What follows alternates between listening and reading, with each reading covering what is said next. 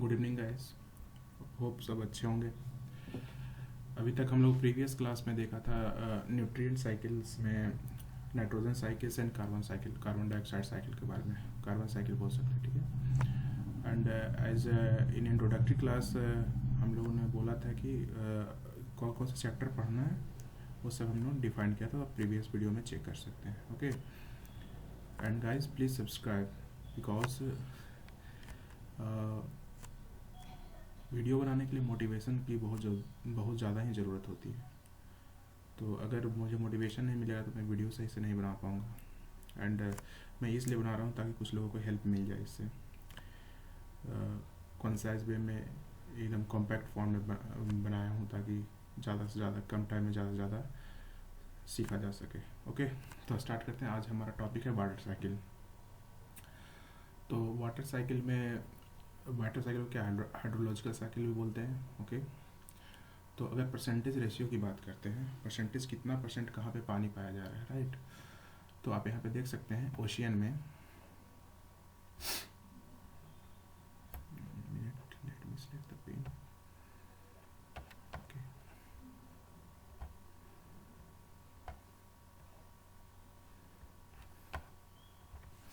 Ocean में आप जैसा देख रहे हैं कि 97.2% है।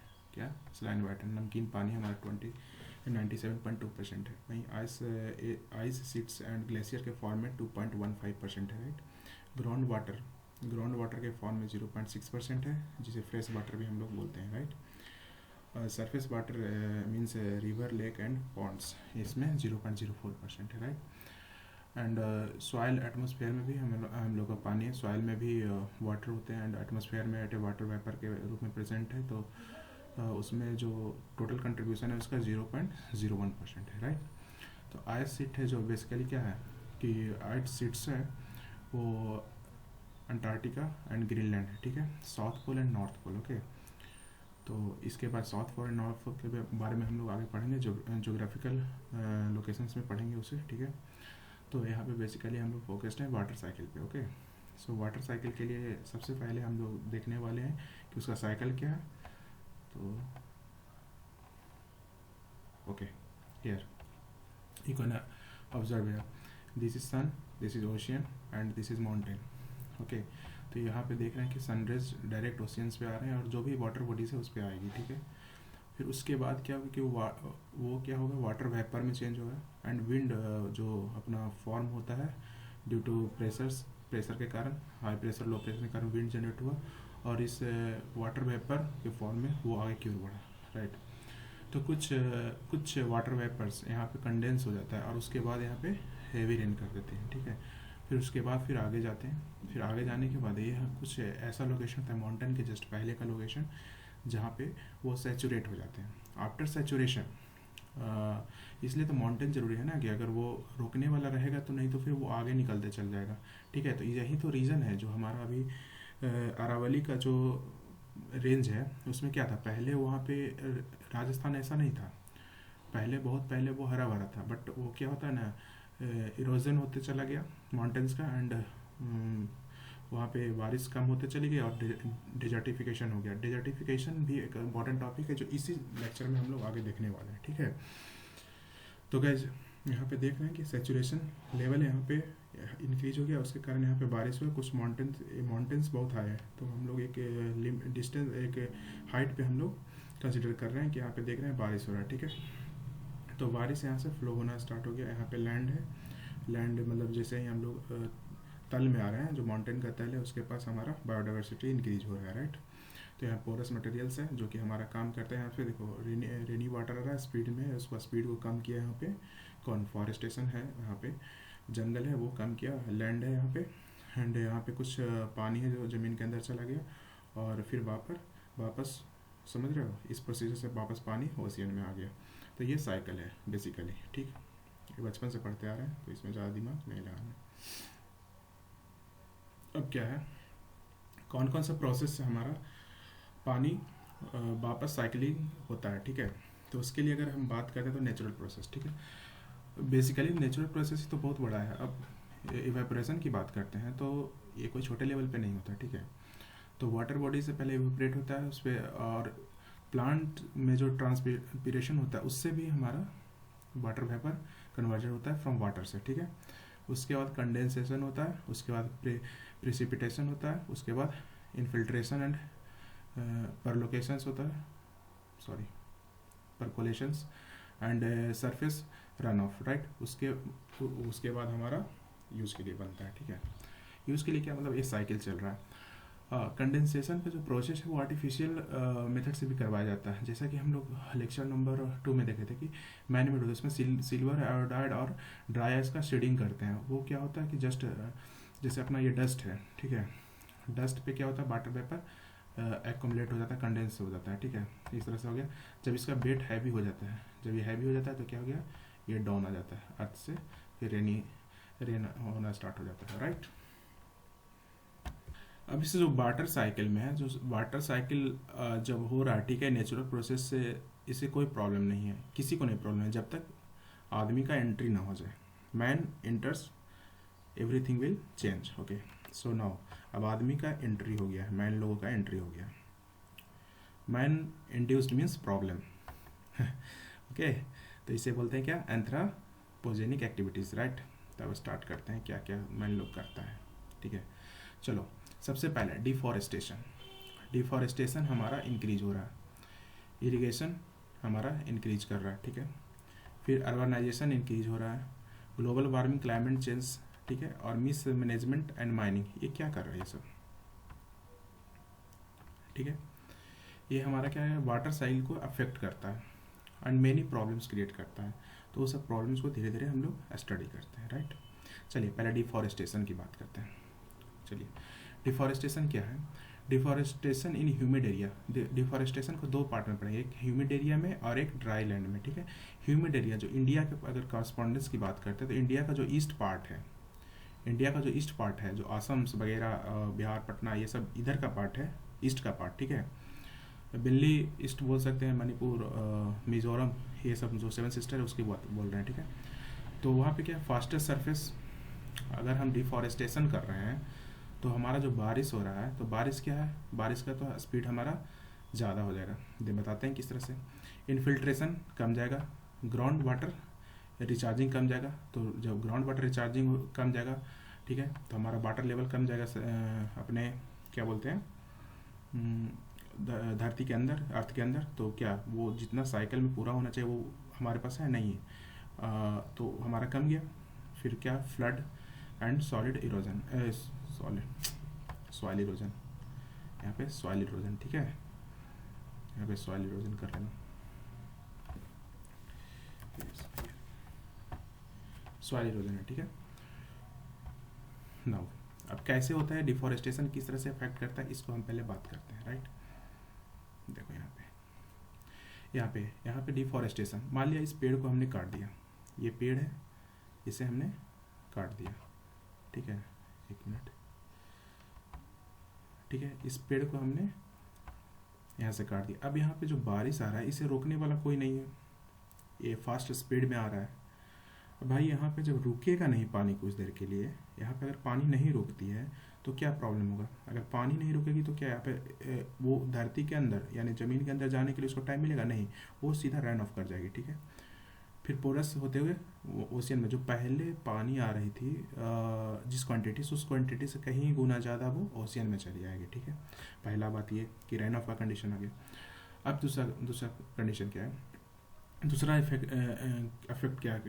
क्या पड़ेगा, इसके बारे में जानते हैं। दूसरा इफेक्ट ये होगा कि अगर हमारे यहाँ पे देखते हैं कहेंगे इन्फिल्ट्रेशन का प्रोसेस नहीं होगा। यहाँ पे जो हमारा पोरस है, जो छोटे छोटे क्या बोल सकते हैं उसको, कंकड़ पत्थर बोल सकते हैं, वो क्या करता है, इन्फिल्ट्रेशन का काम करता है, ठीक है। अगर यहाँ पे तुम्हारा नहीं रुकेगा पानी तो क्या होगा, हो पाएगा फिल्ट्रेट नहीं, वो निकल जाएगा, ठीक है, वो फिल्ट्रेट होके ज़मीन में नहीं जा पाएगा और वो निकलता चला जाएगा। तो यही होता है तुम्हारा डिफॉरेस्टेशन करने के कारण जो इफेक्ट पड़ता है अपने साइकिल पे, वो ये है, ठीक है। हाँ, फ्लड कैसे आएगा, फ्लड की बात करते हैं। भाई पहले तो क्या होता था कि चलो यहाँ पे रोक लेता था कुछ पानी, अब जो भी पानी आएगा वो डायरेक्ट हमारा ये अपना यहाँ पे कुछ विलेज वगैरह है, कुछ भी है, अपना बस्ती है यहाँ पे लोकेटेड है, तो पानी डायरेक्ट हमारा निकल जाएगा, ठीक है। अब क्योंकि ज़्यादा क्वांटिटी में पानी ऊपर से आ रहा है, ठीक है, और यहाँ पे ग्राउंडिंग वाटर नहीं बढ़ रहा है, यहाँ पे ग्राउंडिंग वाटर नहीं हो रही है, ठीक है, तो सी लेवल मेरा इंक्रीज होगा, जो रिवर है सी लेवल ये सब इंक्रीज होगा, तो हमारे क्या होगा कि चांसेस बढ़ जाता है फ्लड आने का, ठीक है। तो इस तरह से डिफॉरेस्टेशन कैसा अफेक्ट करता है फ्लड को, ये भी हम लोग देख लें। तो हम लोग मिलिए यहाँ पे देखें कि फास्टर सरफेस रन ऑफ कैसे हुआ, फ्लड इंक्रीज कैसे हुआ, सॉइल रीजन ऑब्वियस बात है, तेज आएगा तो क्या होगा कि फ्लड आएगा तो बहुत सारे जगह से जो ऊपर का जो मेन सॉइल है उसे धोकर अपने साथ नदी में ले जाएगा, समुद्र में ले जाएगा, जहाँ पे इसका कोई यूटिलाइजेशन नहीं है, ठीक है। तो जैसे ग्राउंड वाटर कैसे कमा, इनफिल्ट्रेशन कैसे कमा, ये सब हम लोग देख चुके हैं, ठीक है। And deforestation in dry land, ठीक है, ड्राई लैंड की बात करते हैं, वेस्ट पार्ट ऑफ इंडिया, ठीक है। वेस्ट पार्ट ऑफ इंडिया में एरिड और सेमी एरिड की बात करते हैं। तो एरिड में हमारा क्या होगा, डेजर्ट्स, जैसे राजस्थान में कुछ डेजर्ट्स है, गुजरात के कुछ पार्ट्स में डेजर्ट है, उसकी बात करेंगे। और सेमी एरिड लेस ड्राई, जैसे डिफॉरेस्टेशन यहाँ पे क्या इफेक्ट करता है इसके बारे में भी थोड़ा देख लेते हैं, ठीक है। तो डिफॉरेस्टेशन यहाँ पे क्या इफेक्ट है, विंड है, अगर विंड करेंगे यहाँ पे ऑब्वियस होता है, यहाँ पे हवा चलेगी, हवा चलने से क्या डस्ट उड़ेगा और वहाँ पे सॉइल इरोजन आएगा, ठीक है।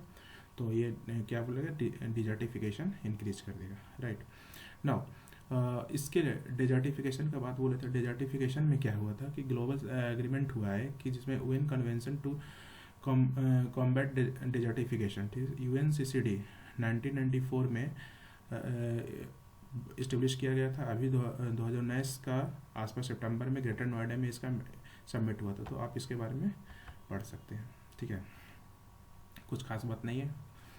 इरिगेशन, अब इरिगेशन इंक्रीज करने से किससे वाटर साइकिल मेरा अफेक्टेड होता है और ग्राउंड वाटर पे क्या इफेक्ट पड़ता है इसके बारे में देखते हैं, ठीक है। इरिगेशन ये तो काम का चीज़ है, ठीक है, बट ज़्यादा ओवर इरिगेशन में कॉजेज मेनी थिंग्स, राइट। जैसे इरिगेशन दो तरीक़ा से कर सकते हैं, ट्यूबवेल और कैनल, राइट। ट्यूबवेल मतलब बोरिंग, जो देखे ही होंगे, कुआं वगैरह बोरिंग वगैरह से हम लोग करते हैं। कैनल डैम, बैरेज बांध देते हैं, यहाँ पे डैम बिजली वगैरह के लिए बनाते हैं, और उसके बाद क्या होगा तो उसका पानी को हम लोग यूटिलाइज करते हैं। तो क्या होता है यहाँ पे कि बोरिंग से मतलब बहुत ज़्यादा, मतलब कोई सिंसियर नहीं है, बस खेत को पटाना है तो बहुत सारे पटाना है, ठीक है, वो खेत को सिंचाई करने के लिए पूरा पानी ही बर्बाद ही एक तरह से करता है, मतलब हमेशा पानी चालू करके छोड़ दिया, मतलब लापरवाही बोल सकते हैं, ठीक है। तो फ्लड इरीगेशन मतलब नॉर्मल सा इरीगेशन, पानी चला दिया खेत में, वो पट रहा है, ठीक है। यहाँ पे डैम बैरेज क्या होता है, इसमें जब इसमें वाटर लेवल इंक्रीज हुआ तो डैम वाले क्या करते हैं, इसको खोल देते हैं, खोलने के कारण भी फ्लड इरीगेशन हो जाता है, तो हमारा ये हो जाता है। तो इससे तो प्रॉब्लम उतना नहीं है, ठीक है, इससे प्रॉब्लम है, लोगों को प्रॉब्लम है, फ्लड्स का प्रॉब्लम है, सॉइल इरोजन है, बहुत सारा चीज़ है, ठीक है। बट बोरिंग एक बहुत ही इम्पोर्टेंट यहाँ पे इसका प्रॉब्लम है, जो कि हमारा क्या होता है, जैसे ग्राउंड वाटर है उसको डिक्रीज कर रहा है, क्योंकि हम लोग पानी अंदर से ले रहे हैं, उसको फ्लड बाहर से दे रहे हैं, तो वो इवेपोरेट हो रहा है, और वो सही टाइम पे बारिश नहीं हो रही, ह्यूमन इंड्यूस्ड के कारण जो प्रॉब्लम है उसके कारण सही टाइम पे पानी नहीं हो रहा, तो हमारा ग्राउंड वाटर क्या होगा, अल्टीमेटली धीरे धीरे घटना स्टार्ट हो जाएगा, राइट। उसके बाद की बात है कि मतलब कि जैसे अभी इंडिया में ही इसका इफेक्ट देखने को मिला है, जिसे कहते हैं डार्क ब्लॉक बोलते हैं। जैसे इसमें पंजाब हो गया, हरियाणा हो गया, तमिलनाडु, इसमें वाटर लेवल कम गया है, मतलब कम क्या गया, ख़त्म ही हो गया है ज़मीन के अंदर। तमिलनाडु में तो पता ही होगा, न्यूज़ में भी सुने होंगे। तो 12 स्टेट्स और वाटर स्कार्सिटी, तो ये होगा तुम्हारा, ये होगा, ठीक है। उसके बाद हाउ अफेक्ट अर्बनाइजेशन और कॉन्क्रीटाइजेशन, ठीक है। अब देखो रूरल एरिया में क्या था, सॉइल का रोड होता है, खेत वगैरह बहुत सारे होता है, सॉइल का रोड होता है, मट्टी का होता है, मिट्टी का होता है। यहाँ पे क्या होता है, कंक्रीट हो गया, पानी जो हुआ वो ग्राउंड में जाएगा, यहाँ पे जाएगा नहीं जाएगा, क्यों नहीं जाएगा, क्योंकि कंक्रीट है, तो नॉन पोरस है, नॉन ग्राउंड वाउंडिंग, बिल्डिंग हमारा इंक्रीज कर रहा है, प्रॉपर ड्रेनेज है, फ्लड इंक्रीजेज, अर्बन एरिया में हमारा ड्रेनेज सिस्टम सही नहीं है, वो ज़मीन के अंदर पानी नहीं जा पाएगा, तो urbanisation also affected water cycle, ठीक है। वेटलैंड, फूड प्लेन, ठीक है, एंड लेक एंड पॉन्ड, ठीक है, पॉन्ड है, डिक्रीजेस। जैसे वेटलैंड, जैसे क्या हो रहा है शहर में, क्या अर्बनाइजेशन के कारण क्या होता है ना कि उसको भर के वहाँ पे बिल्डिंग्स, ज़मीन वगैरह पे जो है कि बिल्डिंग्स खड़ा कर दे रहे हैं, जो पॉन्ड्स वगैरह टाइप का वहाँ पे उसमें मिट्टी डालकर उस पर घर बना दे रहे हैं। तो इस तरह से प्रॉब्लम, जो वेटलैंड जो पानी स्टोर करके रखता था, जो धीरे धीरे ग्राउंड वाटर के लिए बहुत इंपॉर्टेंट था, वो भी ख़त्म होते जा रहा है धीरे धीरे, ठीक है। तो 2022 में 49 वेटलैंड ऑफ इंडिया, जो कि हम लिस्ट दे चुके हैं लास्ट में, वीडियो के लास्ट में आपको दिख जाएगा, ठीक है। How global warming affect water cycle, ठीक है। Temperature increase, rapid melting of ice, ठीक है, sea level increases, rises increases, rise मतलब सी लेवल राइज है जो इंक्रीज हो गया, राइट। तो अब क्या हो गया, कोस्टल एरिया, जो अपना कोस्टल एरिया था, कोस्टल एरिया वो क्या, सी लेवल राइज होने के कारण क्या, पानी यहाँ पे आने लगा। अब पानी यहाँ पे आ गया ना, या जो फ्रेश वाटर के साथ उसको मिलके पॉल्यूट करने लगा, फ्रेश वाटर था उसको मिलके यहाँ पे पॉल्यूट करने लगा, उसको पॉल्यूट करता, फ्रेश वाटर तो मेरा पॉल्यूट हो गया, तो एक तो वाटर पॉल्यूशन तो हुआ होगा, राइट। प्लस स्लैन वाटर आने की वजह से क्या हुआ कि कोस्टल एरिया का तो मतलब कोस्टल एरिया भी कम रहा है मेरा, ठीक है। तो बोल सकते हैं कि वहाँ पे जितना भी क्या बोलते हैं लिविंग बींग्स था या फिर जो भी स्पेसिस था उसे प्रॉब्लम तो हो ही रही है साथ में, ठीक है। तो global warming is also a play important role to pollute water, okay. And coastal water surface ground saline increase, नमकीन पानी होते जा रहा है हमारा, ठीक है। नाउ रेन पैटर्न चेंज, इसके कारण ग्लोबल वार्मिंग का क्या हुआ कि रेन पैटर्न मेरा चेंज हो रहा है, कैसे देखते हैं। आईएमडी, ठीक है, आईएमडी के अनुसार क्या बोलता है, rain intensity single days increases, एक दिन का सिंगल रेन है जो इंक्रीज हो गया डेंसिटी, तो ये तो बहुत अच्छा बात है, लोग ऐसा बोलेंगे, बट सुनो, क्लाउड बस्ट हो गया, मतलब क्या हो गया कि जिसको बादल फटना बोलते हैं, तो बादल फटने का अभी कंडीशन बहुत ज़्यादा बन रहा है ग्लोबल वार्मिंग से, और बहुत ज़्यादा देखा भी जा रहा है। तो हम देख रहे हैं कि हेवी डेंसिटी अगर एक दिन हो जाता है पानी तो उसमें प्रॉब्लम है, क्योंकि उसमें फ्लड वगैरह होता है। केदारनाथ का तो एग्जांपल पता ही है, बट यही पानी को अगर धीरे धीरे हम लोग मिलता तो कितना अच्छा होता। तो वही है कि अगर फ्लड, इसके कारण फ्लैश फ्लड होता है जो कि हमारा केदारनाथ में देखा गया था, ठीक है। नंबर ऑफ रेनी डेज क्या हो गया, डिक्रीज, वो अभी बोले कि जो हमारा रेनी डेज है उसका नंबर कम गया है। तो अब जो पहले 10 दिन में बारिश होता था अब 2 दिन में होकर नहीं पड़ जाता है, ठीक है। तो अब जो फसल के टाइम में पानी पड़ना चाहिए वो पहले ही पड़ जाता है या फिर बाद में पड़ता है, तो क्या फ़र्क पड़ता है, क्या फ़ायदा होता है, कुछ नहीं फ़र्क पड़ता है, बट फ़ायदा कुछ नहीं होता है, ठीक है। प्रोलॉन्ग डे सीजन, मतलब सीजन में देख रहे हैं कि अब सीजनली आपका क्या हो जा रहा है, गर्मी कभी आ रहा है, थोड़ा सा अभी ठंडा, देखो फरवरी तक अभी है, तो इतना दिन तक तो ठंडा नहीं हुआ था। गेट का एग्ज़ाम तो पिछली बार तो ऐसे ही दिए थे, बट अभी देखो स्वेटर पहन के लोग एग्ज़ाम देने जा रहे हैं, ओके। सो ना मिस मैनेजमेंट ऑफ डैम्स, ये भी इंपॉर्टेंट रोल है। मिस मैनेजमेंट, पहले लोगों को पता ही नहीं रहता है और आराम से वाटर को रिजर्व रखते हैं, क्यों, क्योंकि इनको लगता है कि अगर इस साल बारिश ना हुआ, ठीक है, तो अगर ये चाहें तो क्या कर सकते हैं, पानी को धीरे धीरे निकाल दें बारिश होने के पहले, ताकि ये डैम फुल ना हो। लेकिन इसमें भी रिस्क है ना कि अगर मान लीजिए पानी निकाल दिए लेकिन उस ईयर उस टाइम उतना बारिश नहीं हुआ जो शहर को उतना बिजली प्रोड्यूस कर सकते हैं, इलेक्ट्रिसिटी प्रोड्यूस करेंगे, तो इसमें इसका कंपनी का घाटा है। तो क्या करते हैं, ये पानी को स्टोर रखते हैं, बट स्टोर रहते हैं, और जैसा कि ग्लोबल वार्मिंग का हेवी डेंसिटी पानी हो गया, ठीक, हेवी डेंसिटी रेनफॉल हो गया, तो पूरा ना पानी भर गया, तो ये क्या करता है, अचानक से छोड़ देते हैं। भाई अचानक से छोड़ोगे तो फसल तो बर्बाद होगा ही होगा, ठीक है। प्लस तुम्हारा सॉइल इरोजन होगा, बहुत सारा फ्लड, जो फ्लड का जो है एग्जांपल के लिए best example Kerala flood Periyar dam पे के कारण हुआ था शायद, ठीक है, एक बार कंफर्म करना, पेरियार डैम ही था शायद, ठीक है। सैंड माइनिंग, सैंड माफिया, ये तो अलग ही अपना साम्राज्य फैलाए हुए हैं, ठीक है। ये क्या करते हैं, जैसे सपोज दैट ये गंगा रिवर है, ये पटना सिटी है, पटना शहर है, ठीक है। तो सैंड माफिया क्या करते हैं, यहाँ से बालू को डिग किए, ठीक है, सैंड को यहाँ से किया, अब रिवर तो जो था यहाँ पे अनस्टेबल सिस्टम बना, यहाँ पे कमज़ोर बन गया, तो ये क्या ना, ये अपना इस तरह से मिल गया, फिर यहाँ पे इसके बाद फिर अनस्टेबल बाउंड्री है तो इसको भी तोड़ दिया, तो ये देखो धीरे धीरे क्या होगा, डायरेक्शन चेंज कर रहा है, ठीक है। तो ये क्या है, फ्लड और पॉपुलेशन दोनों को अफेक्ट कर रहा है, ठीक है। रिमेडी क्या है, सोल्यूशन, इसका सॉल्यूशन क्या है, हाइड्रोलॉजिकल साइकिल को सही करने का उसका भी है तरीका। एफॉरेस्टेशन जो था उसका रिवर्स लिखेंगे, एफॉरेस्टेशन प्लांटेशन ऑफ ट्रीज को इंक्रीज करेंगे, तो अभी से पेड़ लगाना स्टार्ट कर दीजिए ताकि फ्यूचर अच्छा हो। ट्री सिलेक्शन, ट्री को सिलेक्ट, ट्री प्लांटेशन मतलब कुछ नहीं, कुछ भी अपने मन से लगा दिया और बोल रहा है कि चलो मैंने तो पेड़ लगा दिया, नहीं ऐसा नहीं, सोच समझ के पेड़ लगाइए। जैसे मैं बात करता हूँ based on agro climate condition, agro means soil को देख के और क्लाइमेट को देख के। अब पता लगा राजस्थान में हम पाइन का पेड़ इकोलेप्टस लगा दिए हैं, ठीक है, तो क्या होगा देखिए, it takes more ground water, पानी जो जिसके लिए हम लगाए थे बचाने के लिए, वही चीज़ वो खपत कर रहा है, इसको ज़्यादा पानी चाहिए। ऑस्ट्रेलिया का शायद पेड़ है, देखते हैं आगे पढ़ेंगे बायोडाइवर्सिटी के आसपास में, ठीक है। तो ग्राउंड वाटर क्या करेगा कि ये लेना स्टार्ट हुआ, तो क्या राजस्थान में ये सही है, नहीं, तो यहाँ पे कहाँ सही है, नीम है, नीम लगाइए, टीक लगाइए, फिर क्या है, फ्रूट ट्रीज लगाइए, इस तरह का पेड़ लगाइए ताकि कम पानी में सही चल सके। एग्रीकल्चर, सेकेंड प्रॉब्लम क्या था, irrigation, agriculture to save water, safe water के लिए एग्रीकल्चर सिस्टम को सिस्टमेटिक तरीका से, साइंटिफिक तरीका से हम लोग करेंगे। तो उसमें promotion to micro irrigation.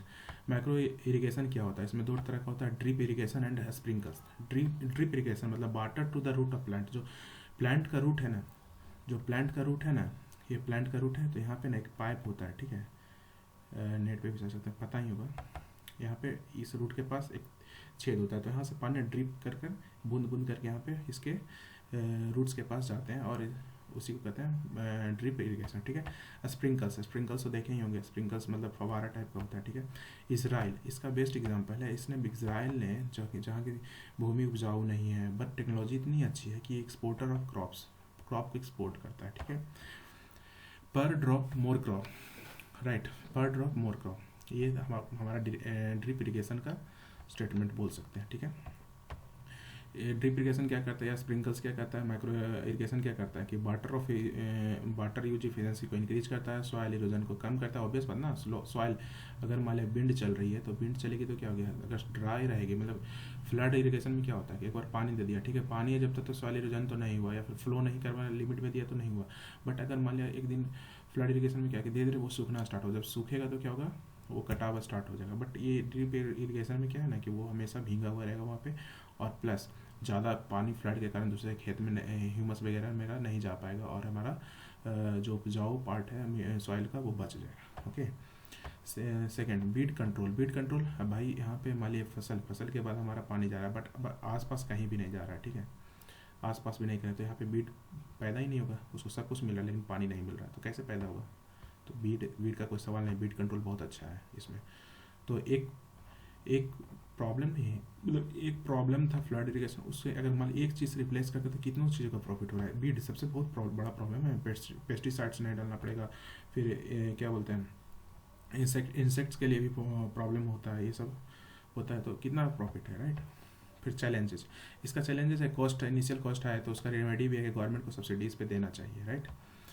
No, water shedding management, ये भी हम वाटर मैनेजमेंट में हम लोग पढ़ रहे हैं एग्रीकल्चर के लिए। तो वाटर शेडिंग मैनेजमेंट क्या होता है, जैसे एक गाँव में भी एक ऊँचा कुछ भी स्लोप ही होता है, ठीक है, यहाँ पे मान लिया विलेज है, ठीक है, और नीचे पेड़ पौधा है, अपना खेत है, ठीक है।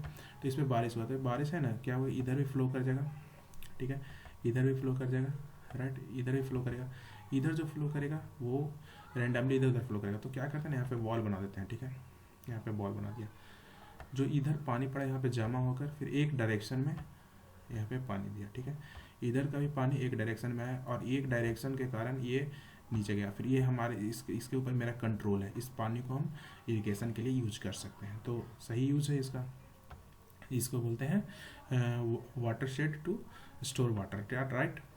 वाटर शेड इतना है, ठीक है, वेरी स्मॉल स्ट्रक्चर है, तो इसमें ज़्यादा खर्च वगैरह भी नहीं है, इसको हम लोग यूटिलाइज कर सकते हैं, इस चीज़ को सीजनली यूज कर सकते हैं, ठीक है। फिर टू सी में क्या है, सी डी क्या नंबरिंग करें, अच्छा इसी का एग्रीकल्चर का सी, ठीक है। To change the cropping pattern को भी चेंज करके हम लोग कर सकते हैं। क्रॉपिंग पैटर्न को कैसे चेंज करेंगे, उसके लिए क्या करना है कि बाजरा, ये ज्वार, ये सब चीज़ को है ना, जो मेरा मोनोकल्चर उसको तोड़ना है, ठीक है। ये सब देखो, ये सब बहुत कम पानी लेता है, बट अब ये सब कम लेने से नहीं ना होगा, राइस भी तो ज़रूरी है देश के लिए। बट इंडिया कितना बड़ा गलती कर रहा है कि वो लार्जेस्ट एक्सपोर्टर है शुगर केन और राइस का, ठीक है। तो इस कल्चर को कम करना चाहिए, क्योंकि सबसे ज़्यादा पानी लेने वाले यही है, ठीक है, ठीक है। शुगर केन सबसे ज़्यादा पानी लेने वाले हैं, और राइस है। चाइना इंपोर्ट करता है शायद इंडिया से, ठीक है। तो इंडिया को भी समझना चाहिए कि वाटर की कीमत फ्यूचर में भी वाटर की कीमत बहुत ज़्यादा हो जाए, ठीक है। तो अभी से इंडिया को थोड़ा सोचना चाहिए इसके बारे में कि राइस का एक्सपोर्ट ज़्यादा ना करे, या sugarcane as a EVS student मैं बोल रहा हूँ, बट मेरी थिंग्स पॉलिटिकल बहुत सारी चीज़ें होती हैं, उसको इकोनॉमिक्स वगैरह से रिलेटेड होते हैं, तो उसे उतना तो हम लोग को पता है नहीं, बस इस बेसिस पे हम बोल रहे हैं कि थोड़ा सा इंडिया को सोचना चाहिए इस बारे में, okay. To fulfil our dreams of our own country, पहले अपना कंट्री को दिखना चाहिए, ठीक है, उसके बाद ही हमको किसी दूसरे कंट्री को दिखना चाहिए, राइट। रेन वाटर हार्वेस्टिंग कैसे करेंगे, गड्ढा बनाए, उसके ऊपर कुछ इस तरह के साइड ताकि सन के पास वापस ना जा सके और ये अंडरग्राउंड वाटर चल जाए। तो हमारा अंडरग्राउंड वाटरिंग के लिए बहुत मस्त है, बहुत अच्छी चीज़ है, ठीक है। रेन हार्वेस्टिंग या फिर इसको एग्रीकल्चर में यूज कर लिया, राइट। फिर अर्बन एरिया में क्या होता है, रेन वाटर हार्वेस्टिंग, उसमें रूफ वाटर से आता है, उसको क्या अंडरग्राउंड वाटर में भेजने के लिए क्या किया, same to same process apply किया यहाँ किया, उसको अंडरग्राउंडिंग कर दिया, ऊपर से कुछ शेडिंग कर दिया ताकि ऊपर से मुझे सन के पास एवेपोरेशन ना जा सके और ये पानी अंडरग्राउंड हो जाए। तो ये कुछ तरीके हैं, ठीक है। फिर डैम सेफ्टी बिल 2011 में आया था, management of IMT dam efficiency, ठीक है। तो अभी तक हम लोग 2 चीज़ ख़त्म कर चुके हैं, ठीक है, राइट। और इसके बाद हम लोग ने 2 टॉपिक ख़त्म कर लिया है फंक्शन ऑफ इकोसिस्टम का, जिसमें पहला था एनर्जी ऑफ फ्लो, जिसमें पिरामिड्स वगैरह के बारे में हम लोग जाने थे, एंड फूड चेन्स के बारे में जाने थे। फिर उसके बाद था न्यूट्रिएंट साइकिल, जिसमें हम लोग carbon cycle, nitrogen cycle and water cycle के बारे में हम लोग जाने, ठीक है। नाउ थर्ड टॉपिक तो अपना था बायोटिक इंट्रैक्शन था। बायोटिक इंट्रैक्शन के बारे में हम साथ प्रीवियस लेक्चर्स आप प्रेफर कर सकते हैं कि उसमें मैं बताया हूँ अच्छे तरीक़े से, ठीक है। तो बायोटिक इंट्रैक्शंस हमारा आ गया, जो कि बहुत इंपॉर्टेंट है, राइट। अब कैसे बायोटिक इंट्रैक्ट करते हैं, राइट। 2 ऑर्गेनिज्म इंट्रैक्शन, ठीक है, positive consequence, negative consequence, positive negative consequence, ठीक है। क्या रिजल्ट है ये हम लोग देखेंगे। पहला पॉजिटिव की बात करते हैं, तो इसको पॉजिटिव का 2 टाइप होता है, ठीक है, म्यूचुअलिज्म एंड क्या है ये, सॉरी एक मिनट, हाँ, कॉमेंसलिज्म, ठीक है। तो म्यूचुअलिज्म क्या होता है कि दोनों को प्रॉफिट है, इसमें एक को प्रॉफिट है, एक को प्रॉफिट नहीं है, ठीक है। म्यूचुअलिज्म की बात करते हैं तो इसमें क्या एल्गी और फंगी की बात करते हैं। फंजाई क्या बोलता है कि हम तुमको न्यूट्रिएंट देंगे और अलगाई उसको खाना फूड देता है, ठीक है। तो ये तुम्हारा क्या है, इसको भी प्रॉफिट है और इसको भी प्रॉफिट है। एल्गी में जो लाइकेन एल्गी होता है, लाइकेंस भी इस तरह से काम करता है, nutrient by decomposer, okay. If हाँ, लाइकेन को हम लोग यूज करते हैं एज एयर पॉल्यूशन इंडिकेटर के फॉर्म में, ठीक है। जो हमारे पास मेजरमेंट का डिवाइस होता है उसमें लाइकेंस रहता है, उससे हम लोग मेजर करते हैं कि एयर पॉल्यूशन कितना है किसी शहर में, राइट। नाउ इन ओशियन में अगर म्यूचुअलिज्म के एग्जांपल देखते हैं तो coral reef, coral polyp and algae की बात करते हैं, ठीक है। कोरल रीफ के बारे में हम लोग बहुत अच्छे से पढ़ेंगे, ठीक है। तो क्या होता है कि जो अपना एल्गी है, जो एल्गी इसको खाना देता है और ये क्या करता है, इसको प्रोटेक्शन देता है प्लस CO2 भी देता है, राइट। CO2 इसको प्रोवाइड करता है और ये प्रोटेक्शन भी देता है। सेल से इसके सेल में बोलता है, एल्गी को बोलता है कि मेरे सेल में रहो तुम, कोई प्रॉब्लम नहीं है, और ये इससे खाना लेते रहता है, ठीक है, और इसको सेफ हैबिटेट दे रहा है, ठीक है। CO2 को भी ये प्रोवाइड इंक्रीज कर रहा है या दे रहा है, बोल सकते हैं उसको, ये इसी को म्यूचुअलिज्म बोलते हैं, ठीक है, mutualism. And after coral reef उसी को बोलते हैं कोरल रीफ, ठीक है।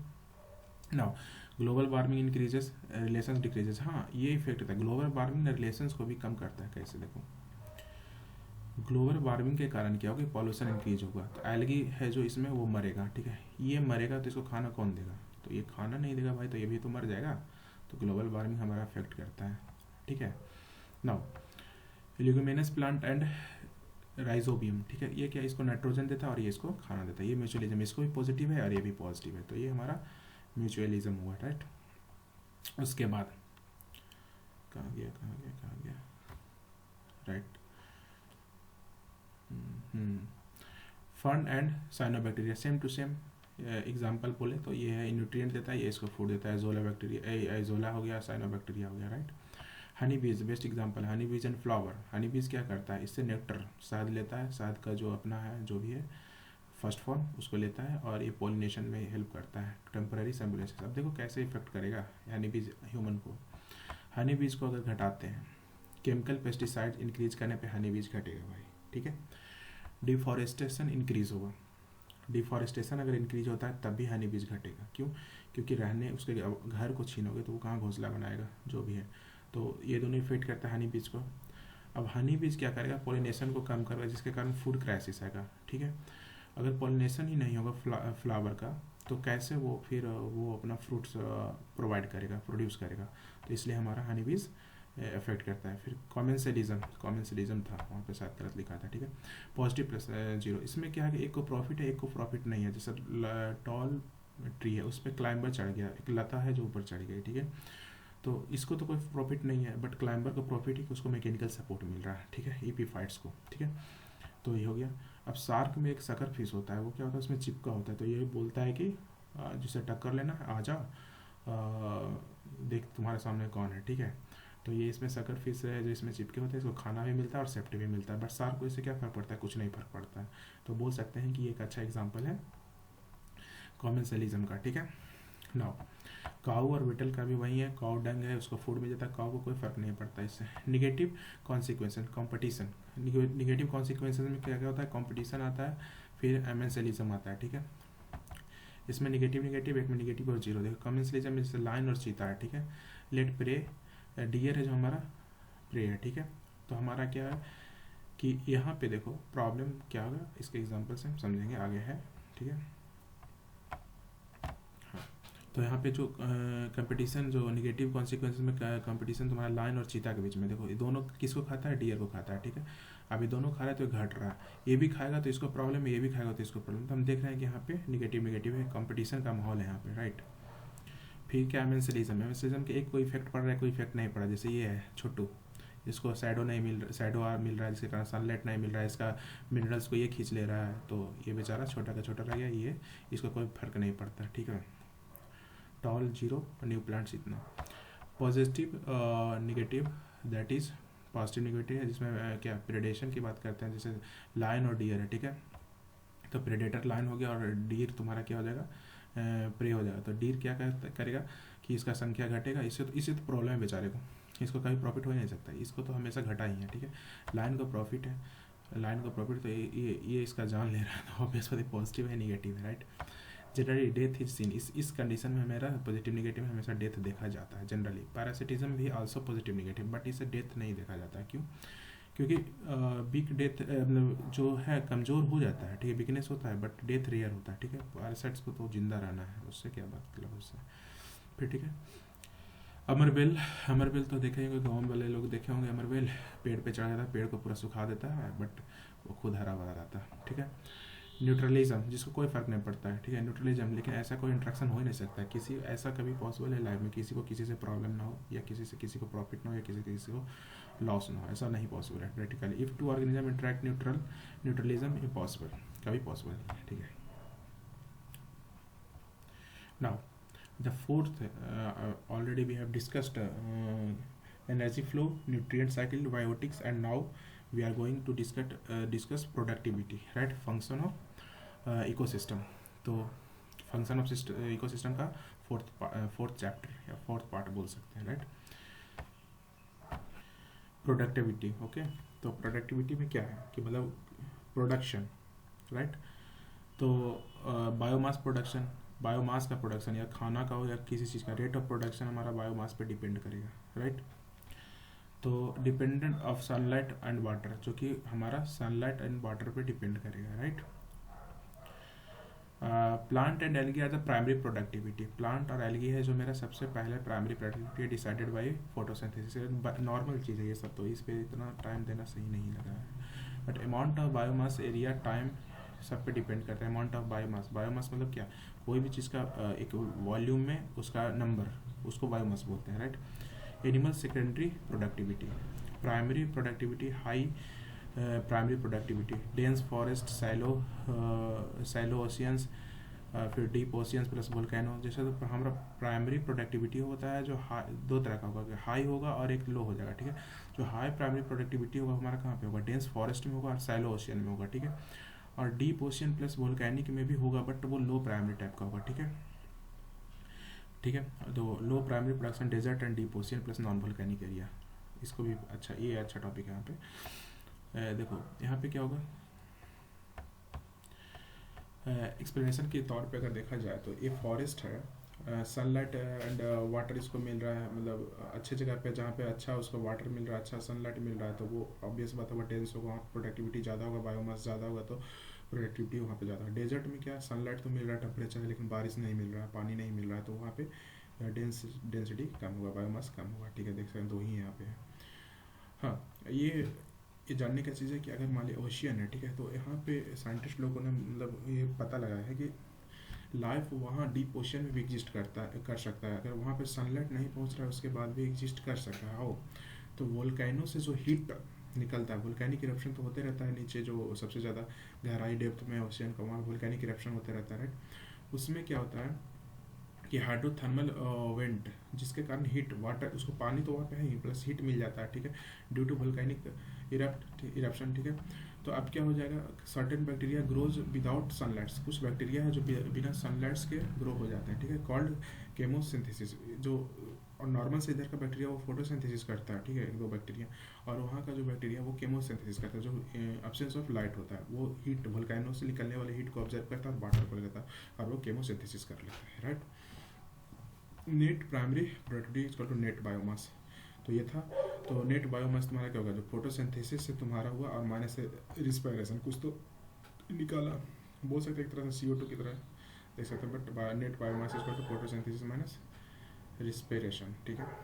Now fifth one is biotic succession, ठीक है, फंक्शन ऑफ इकोसिस्टम, राइट। अब क्या है, biotic replacement of plant community with another plant community in sequential order. तो मतलब किस तरह से बायो सक्सेशन, मतलब एक है जो दूसरे को कैसे रिप्लेस करते हैं, इसी के बारे में जानना है, और किस तरह से ये पेड़ वगैरह आया, इसमें हमें पता लगेगा बायोटिक सक्सेशन क्या होता है, राइट। जैसे पहले क्या हो गया कि इसके अंदर मैग्मा था, लावा था, वोल्केनिक रॉक ऊपर आया, ठीक है, वोल्केनिक रॉक आया, फिर क्या हो गया, वेदर चेंज हुआ, weather, rain, temperature, many things occurs, तो क्या हो गया, धीरे धीरे वेदरिंग हुआ, रॉक है जो हमारा कमज़ोर हो गया, जो रॉक है वो कमज़ोर हो गया, ठीक है। तो जो रॉक कमज़ोर था और उस पर लाइकन, बारिश वगैरह के कारण सबसे पहले जो आया लाइकन और मॉस आया, ठीक है, लाइकन और मॉस आ गया, ओके, शायद लाइकन नहीं बोलते हैं इसे, इसे बोलते हैं, ठीक है, तो लाइकन हो गया। तो लाइकन सबसे पहले आने वाला स्पेसिस में से एक था। तो क्या हुआ, फिर बिकनेस ऑफ रॉक हुआ, उसके बाद क्या हुआ, फर्स्ट प्लांट हमारा आया, लाइकन मॉस है, वो आया, वो क्या हुआ, बहुत मास नंबर में आया हुआ, ठीक है, स्मॉल लाइफ होगा तो उसका ऑब्वियस बात है, जिसका स्मॉल लाइफ होता है रिप्रोडक्शन उसका ज़्यादा होता है, ये तो एग्जांपल देख ही सकते हो, ठीक है। इस सिस्टम को pioneer system, first plant species pioneer system, right. Without competition, यहाँ पे इसका कोई कंपटीटर है ही नहीं, तो प्रोडक्शन तो हमारा इंक्रीज होते जाएगा, बहुत ज़्यादा इंक्रीज हो गया। लेकिन ये वो क्या हुआ, वो एक रिलीज इंजाइम्स, एसिडिटिक टाइप का इंजाइम रिलीज करते हुए फर्दर सॉफ्ट स्ट्रक्चर डिकम्पोजिशन हुआ, सॉइल फॉर्मेशन हुआ, सॉइल रॉक टूटा, फिर उसके एसिडिटी के कारण और डिकम्पोजिशन हुआ और उसका सॉइल फॉर्मेशन हुआ, ठीक है। अब देखते हैं, पहले रॉक पे क्या हुआ, लाइकन मॉस आया, उसके बाद उस पर ग्रास आए, मरने के बाद उसके ग्रास आए, ग्रास पे श्रब्स, झाड़ियाँ, झाड़ियाँ के बाद ट्री क्या क्या सनलाइट वाटर इंक्रीज करेगा, टॉलर हो गया, जहाँ पे इसको सनलाइट सफिशिएंट मिला, वाटर सफिशिएंट मिला, वो क्या हुआ, टॉल होते चले गए और बिकम टॉलर। इफ डिफॉरेस्टेशन और फायर, जहाँ पे डिफॉरेस्टेशन हुआ, फायर हो गया, तो डिस्टर्बेंस इन इकोसिस्टम हुआ, and revive again called secondary succession, right. तो faster sequential order and soil is present, तो वापस वो उसी में चला है, सेकंड सक्सेशन हो गया, ठीक है।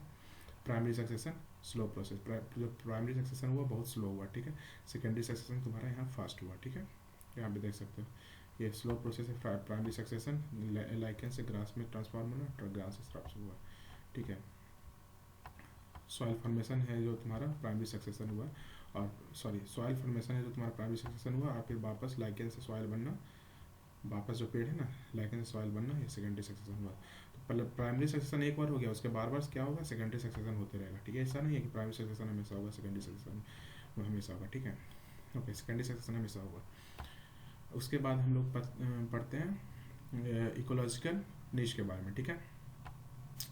तो इकोलॉजिकल नीश किसको बोलते हैं, ठीक है, इकोलॉजिकल नीश उसको बोलते हैं जिसकी मतलब कि किसी भी चैलेंजेस में, ठीक है, वो अपने आप को कैसे सर्वाइव कर रहा है, ऐसे इस तरह की चीज़ों को हम बोल सकते हैं, राइट, कि इकोलॉजिकल नीश होता है, राइट। तो यहाँ पे फंक्शन रोल ऑफ स्पीसीज क्या है, फूड है, हैबिटेट है, रिप्रोडक्शन, इतना चीज़ों पे वो डिपेंड करता है, right. Two different species can not have same niche, ठीक है, दो डिफरेंट स्पीसीज का सेम नीश नहीं हो सकता, तो ये था नीश। तो नीश को मतलब अगर डिफाइन करने की बात बोलेंगे तो क्या कहता है, इलॉजिकल नीश, ठीक है, describe the function position of an organism in its environment, मतलब क्या उसका फंक्शन है, ठीक है, habitat, adaptation, activity patterns, presence of other organism, physical conditions क्या क्या इफेक्ट करता है उसको, एनी कंप्रोमाइज क्या क्या, the habitat in which the organism lives, ठीक है, the organism activities pattern, the period of time during which it active, okay, this are the things, okay, the resources its obtain from the habitat, जो भी है ये सब नीच के अंदर आता है, ठीक है। तो बेसिकली वहीं बोलेंगे describe the functional position of organism in its environment, that is called निश, राइट। तो दो डिफरेंट स्पेसीज का कभी सेम निश नहीं हो सकता, ओके। तो now next term is ecotone, ये this terms are very important for examination. Ecotones, ecotones क्या होगा, स्पेशल इकोसिस्टम पे टू इकोसिस्टम मीट, ठीक है, जैसे टू इकोसिस्टम मीट हो गया, जैसे मान लीजिए फ्रेश वाटर और स्लाइन वाटर मिला, इसका बहुत अच्छा एग्जाम्पल हम लोग फर्दर देखेंगे। तो देखो यहाँ पे क्या हुआ कि फ्रेश वाटर है, इधर स्लाइन वाटर है, दोनों मिक्स हुआ, तो यहाँ पे एक अजब तरह का यूनिक स्पेसिस पैदा होगा, ठीक है, इसको इकोटोन बोलते हैं, ठीक है। इस जगह को ecotone, both species of ecosystem A and B plus unique species यहाँ पे दिखा है, ठीक है, इस पोजीशन को इकोटोन बोलते हैं, ठीक है, इकोटोन, ठीक है, समझ रहे हैं, जो कि बायोडाइवर्सिटी में रीच होगा, बायोडाइवर्सिटी में भी हम लोग पढ़ेंगे इसको और आगे भी पढ़ेंगे, ठीक है। Species of ecotone called edge species, जो इकोटोन का जो स्पेसिस है उसको एज स्पेसिस बोलते हैं, right. Now types of ecosystem, हाँ अब देखो तुम्हारा 5 था अपना, 5 जो फंक्शन था वो खत्म हो चुका है मेरा, अब नया चैप्टर स्टार्ट करने के पहले types of ecosystem, how many types of ecosystem, right. तो नेचुरल एंड आर्टिफिशियल, नेचुरल में ओशियन हो गया, फॉरेस्ट हो गया, डेजर्ट हो गया, ठीक है। आर्टिफिशियल में क्या, एक्वेरियम हो गया, ठीक है, एक्वेरियम में क्या है, गार्डन हो गया एंड सिटीज़ हो गया, ये तुम्हारा आर्टिफिशियल इकोसिस्टम है, राइट। नाउ नेचुरल इकोसिस्टम, तो guys natural ecosystem next lecture से कंटिन्यू करेंगे उसको, ठीक है। तो प्लीज़ अगर तुम चाहते हो, तुम लोग चाहते हो या फिर आप लोग चाहते हो कि कंटिन्यूअस रहे लेक्चर, तो please subscribe my channel and please share who needs, ठीक है। नॉर्मली ये रिवाइज तरह का है, कोई पढ़ाया नहीं जा रहा है, यहाँ पे नोट्स ही एक तरह से हम लोग पढ़ रहे हैं, बट साथ में पढ़ रहे हैं, तो क्या हो रहा है, इससे कुछ कुछ पॉइंट्स क्लियर हो जाएंगे और मे भी स्कोर कर सकते हो इन 70 to 80 मार्क्स में 40 के आसपास तो कर ही सकते हो, अगर जितना अगर मैं कर लेता हूँ 4-5 सब्जेक्ट अभी, तो please subscribe if you want, okay, thank you.